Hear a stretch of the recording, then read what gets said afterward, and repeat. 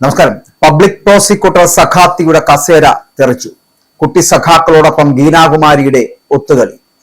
ED ഉദ്യോഗസ്ഥരെ ആക്രമിച്ച കേസിലെ പ്രതിക്ക് ജാമ്യം ലഭിക്കാൻ പബ്ലിക് പ്രോസിക്യൂട്ടർ ഒത്തുകളിച്ചെന്ന ആരോപണം ശക്തമായതോടെ പ്രോസിക്യൂട്ടർ ഗീനാകുമാരിയെ സ്ഥാനത്ത് നിന്ന് മാറ്റാൻ സർക്കാർ നീക്കം തുടങ്ങി. കേസിന്റെ ഗൗരവം കുറയ്ക്കുന്ന തരത്തിൽ പ്രോസിക്യൂട്ടർ കോടതിയിൽ നിലപാടെടുത്തത് വലിയ വിവാദമായ സാഹചര്യത്തിലാണ് ഈ നടപടി. ഇഡി ഉദ്യോഗസ്ഥരെ ആക്രമിച്ച കേസ് കൈകാര്യം ചെയ്യാൻ പുതിയ സ്പെഷ്യൽ പ്രോസിക്യൂട്ടറെ ഉടൻ നിയമിക്കുമെന്നാണ് സൂചന. 9ാം പ്രതിയായിട്ടുള്ള ഹരീഷ് കുമാറിന് ജാമ്യം ലഭിച്ചത് പ്രോസിക്യൂട്ടറുടെ ഇടപെടൽ മൂലമാണ് എന്ന ഗുരുതരമായിട്ടുള്ള ആരോപണമാണ് ഇപ്പോൾ ഉയർന്നിരിക്കുന്നത്. ജാമ്യം നൽകരുതെന്ന് വ്യക്തമാക്കുന്ന 13 കാരണങ്ങൾ അടങ്ങിയ പോലീസ് റിപ്പോർട്ട് നേരത്തെ തന്നെ പ്രോസിക്യൂട്ടറുടെ കൈവശം ഉണ്ടായിരുന്നിട്ടും ഇത് അവഗണിച്ച് പ്രതിയെ ഇനി കസ്റ്റഡിയിൽ വേണ്ട എന്ന നിലപാടാണ് കോടതിയിൽ സ്വീകരിച്ചത് എന്നുള്ളതാണ്.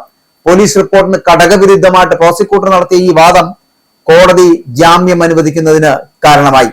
അപ്പോൾ ഈ സംഭവ വികാസങ്ങളിൽ കടുത്ത അതിർത്തി രേഖപ്പെടുത്തിയ അന്വേഷണ സംഘം പ്രോസിക്യൂട്ടറെ മാറ്റണമെന്നാവശ്യപ്പെട്ട് സിറ്റി പോലീസ് കമ്മീഷണർക്ക് കത്ത് നൽകി.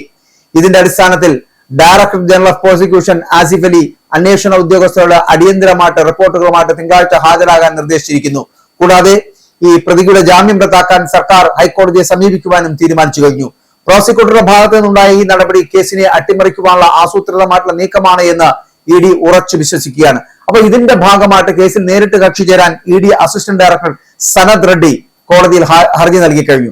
അന്വേഷണത്തിൽ ഗുരുതരമായിട്ടുള്ള വീഴ്ച സംഭവിച്ചുവെന്നും ജാമ്യാപേക്ഷയിൽ പ്രോസിക്യൂട്ടർ സ്വീകരിച്ച നിലപാട് അങ്ങേയറ്റം സംശയാസ്പദമാണ് എന്നും ഇഡി ഹർജിയിൽ ചൂണ്ടിക്കാട്ടി. ഗൂഢാലോചന ഉൾപ്പെടെയുള്ള കാര്യങ്ങൾ തെളിയിക്കേണ്ടതുണ്ട് എന്നും ഒളിവിലുള്ള മറ്റു പ്രതികളെ പിടികൂടാൻ ജാമ്യം തടയേണ്ടത് അത്യാവശ്യമാണ് എന്നും ഇഡി വ്യക്തമാക്കി. അവസാന നിമിഷം മാത്രമാണ് പോലീസ് റിപ്പോർട്ട് ലഭിച്ചതെന്ന പ്രോസിക്യൂട്ടറുടെ വാദം കളവാണെന്ന് വ്യക്തമാക്കുന്ന രേഖകളാണ് ഇപ്പോൾ പുറത്തു വരുന്നത്.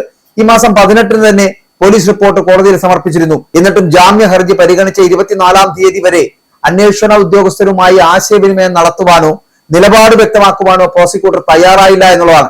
മുൻപത്തെ ഭരണകക്ഷിയുമായിട്ട് ബന്ധമുണ്ടായിരുന്ന അഭിഭാഷക പ്രതിയെ സഹായിക്കാൻ ശ്രമിച്ചുവെന്ന ആക്ഷേപം നിലനിൽക്കുന്നുണ്ടായിരുന്നു. നേതാക്കളുടെ സാന്നിധ്യത്തിൽ നടന്ന അക്രമം ഇഡിയെ തടയാൻ വേണ്ടി മാത്രം നടത്തിയതാണ് എന്നിരിക്കെ കേസിനെ ലഘൂകരിക്കുവാൻ പ്രോസിക്യൂട്ടർ കാണിച്ച അമിതാവേശം കേസിന്റെ അടിവേറക്കുന്നതാണ്.